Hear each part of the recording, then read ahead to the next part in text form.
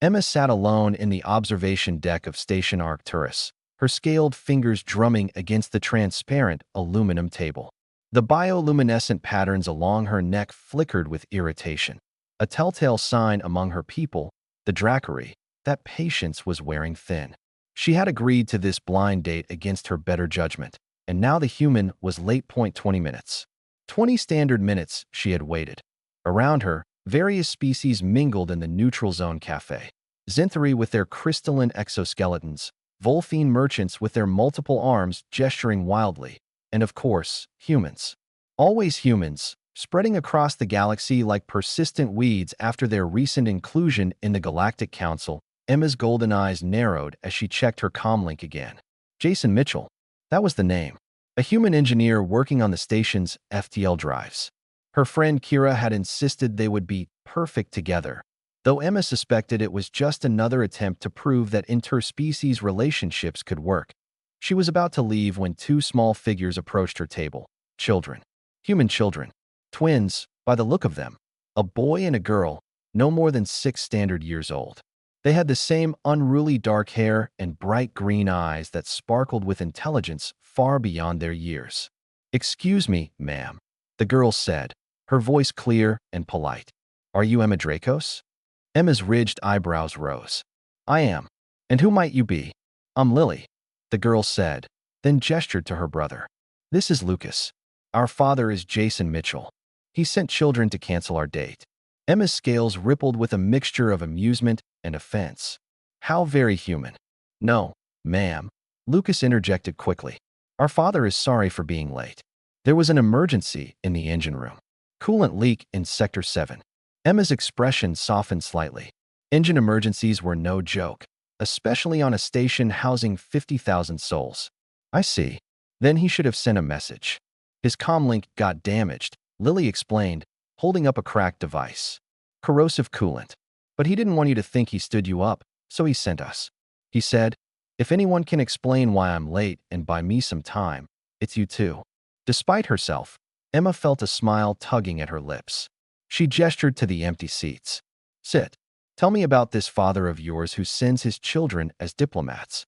The twins exchanged glances and climbed into the chairs, their legs dangling above the floor. Lucas spoke first. "Dad's the best engineer on the station. Everyone says so. When the Volphine ambassador's ship lost life support last month, Dad fixed it in 4 hours. He works too much," Lily added with a slight frown. "But he says it's important. That keeping people safe is worth the long hours." Emma studied them carefully. They were well-mannered, articulate, and clearly intelligent. More importantly, they spoke of their father with genuine affection and pride. These were not neglected children. "Your mother?" Emma asked gently. The twins' expressions dimmed. "She died when we were babies," Lily said quietly. "Ship accident during the colony wars. Dad says she was brave." Lucas nodded. "He tells us stories about her every night. He says we have her eyes." Something twisted in Emma's chest. The Dracari valued family above all else, and single parenthood was considered one of the most honorable challenges one could face.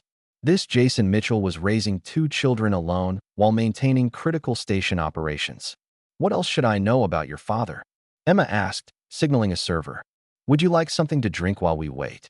The twins' faces lit up.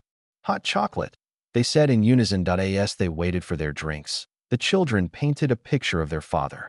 He read to them every night, helped with homework despite his exhaustion, never missed their school events. He taught them to code, to think critically, to treat all species with respect. When Lucas had been bullied by older children for befriending a young Xanthari, Jason had filed a formal complaint and personally ensured the bullying stopped.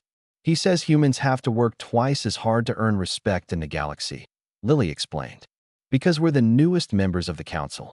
So we should always be kind, always be honest, and always keep our promises. Which is why he sent us," Lucas added. "He promised to meet you. He keeps his promises." Emma felt her opinion shifting. She had expected a typical human, arrogant, self-assured, treating the date as a conquest. Instead, she was learning about a man who valued honor, raised his children with wisdom, and worked himself to exhaustion for the safety of others. 40 minutes after the appointed time, a figure rushed into the cafe. Jason Mitchell was tall for a human, with the same dark hair as his children, now disheveled and streaked with coolant residue. His jumpsuit was stained, and he had a small burn on his forearm. Hastily bandaged, he spotted them immediately and hurried over, breathless. "Emma, I am so sorry. The leak was worse than we thought. I came as soon as—" He stopped, noticing his children with their empty hot chocolate cups. "Lily? Lucas? What are you doing here?" "Keeping your date company, Dad," Lily said matter-of-factly. "You're welcome." Jason's face flushed red. "I told the neighbor to watch you, not to bring you here." "We told Mrs. Chun it was important," Lucas said with a shrug. Emma laughed, a genuine, musical sound that made her scales shimmer with golden light. She stood, towering over Jason by nearly a foot. "Your children are remarkable negotiators, Jason Mitchell. They've spent the last 40 minutes convincing me you're worth waiting for." Jason looked mortified. "I can explain." "No need," Emma interrupted. She extended her scaled hand. "They already did. And quite effectively, I might add. Perhaps we should reschedule for when you're not covered in coolant." Jason took her hand, his grip firm and warm. "I'd like that. And next time, I promise to actually make it on time." "He keeps his promises," the twins said together, grinning. Emma looked at the little family before her, the exhausted father still radiating determination, the clever children who loved him fiercely, and felt something unexpected. "Hope. I believe they're right," she said softly. "I believe you do." As they exchanged contact information and made new plans, Emma realized this was exactly why humans had earned their place among the stars.